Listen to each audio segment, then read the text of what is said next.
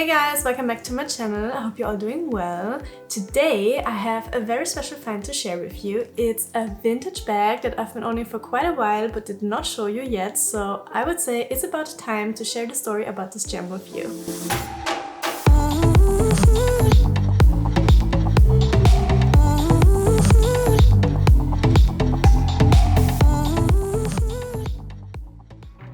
Quite some time ago, when the Vintage pop-up store was still open in Vienna, I came across some quite interesting looking vintage Louis Vuitton bags which I had never seen before until that day. Lots of denim canvas bags with a mini monogram that I have not seen that often before, or actually never before I think, in a navy grey tone and also in a cherry red pink version. Back then I left the Louis Vuitton bags behind for another bag, my vintage Dior duffel bag, for which I've made an own dedicated video in case you're interested in that. But somehow I could not stop thinking about these bags. They were just so different and really gave that vintage vibe that I did not have in my bag collection yet, as I was not much interested in super vintage pieces like that until then. So I browsed on the Vintage website and decided to give it a go and ordered this vintage gem of a bag.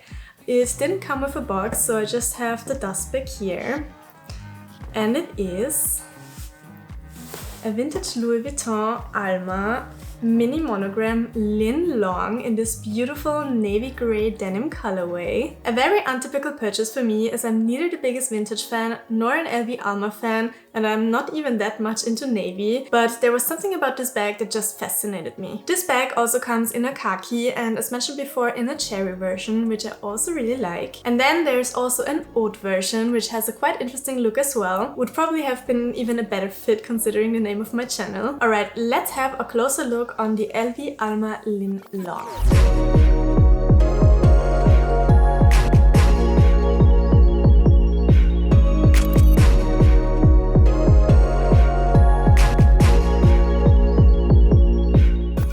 There are so many characteristics about this bag that make it a very special piece. First of all, and probably the most obvious thing that catches the eye immediately, is this shape, which is quite uncommon, I would say. It is like an elongated, stretched version of the Alma bag as we know it today, which I find makes it so interesting, as you don't see that format very often. Considering that also Dior is coming back with more and more east-west designs recently, I think we can observe that this shape might become a trend again. The bag comes with a double top handle, but without any longer straps, so you can't use it as a shoulder bag, as the handles are definitely too short for that. It's made out of canvas on a leather base and has a double zip top closure with LV engraved golden zip pulls. And then it has these chunky golden parts connecting the handles with the bag body here, which I really like. I think these really make the bag a statement bag. And then we have the mini monogram on the canvas part of the bag, a smaller version of the iconic LV signature pattern that was created in 1896 by Louis Vuitton in honor of his father, who founded his house back in 1855. The monogram was created to stop imitators of the brand's designs, as counterfeiting was a quite frustrating and challenging issue at the time. Obviously, this has not changed until today. Like painters, Louis Vuitton made the decision to sign his father's name on every item, as he believed that this might help to guarantee the authenticity. Alright, let's have a look inside. We have just one big compartment. The interior is lined with this light toned canvas and comes with this little zip pocket here where we can find the date code of the bag. Regarding the size, the bag measures 37 cm in length, 13.5 cm in width and 14 cm in height. Considering the age of this bag, which we will talk about more in detail later, it is in a quite good vintage condition, I would say. Some say that this is quite a rare bag, but I did find quite some options in the resale market in case you're interested in it.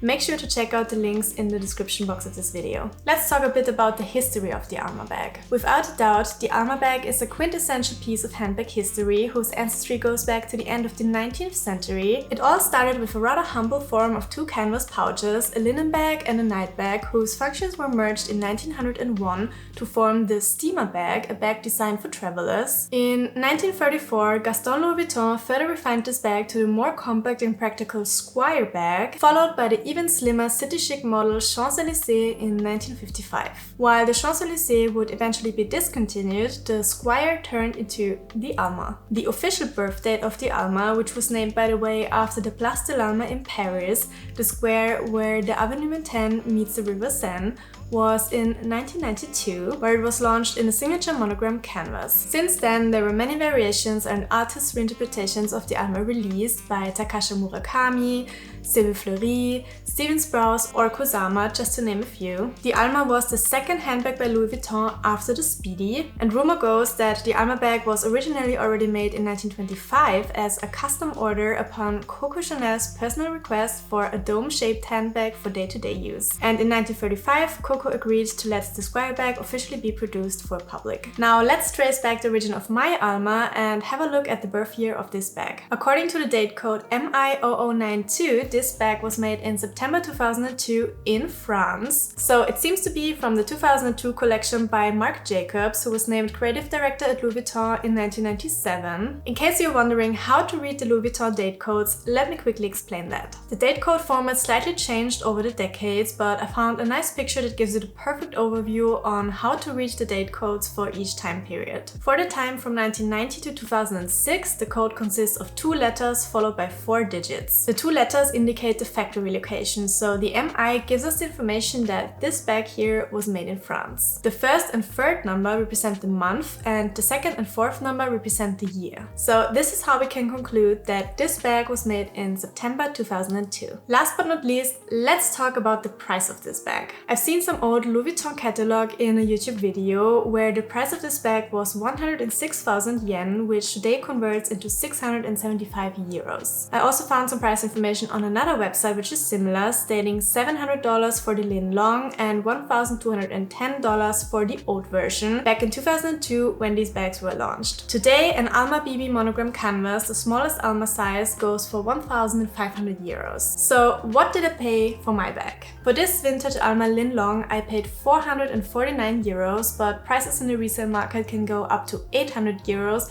or even 3,000 euros for the black and white leather version. Doing all the research for this video, I might have fallen even more in love with the Alma bag, and I might even be considering to get a modern Alma BB in the classic monogram, but we'll see if this is just the magic of the moment or if I will actually end up adding a modern version of this handbag classic to my collection. For now, I'm super happy with this vintage piece here, but if I will do, I will of course let you know and share it with you. And that already brings me to the end of this video. I hope you enjoyed this little trip down fashion memory lane. What do you think about my vintage Alma? Do you like the elongated shape or do you prefer today's models more? I would love to hear your thoughts. Leave me a comment if you'd like to share your opinion about this bag, and don't forget to give me a thumbs up if you like this video. Make sure to subscribe to my channel and activate the notification bell so that you don't miss out on any upcoming videos, and I'll hopefully see you soon again here.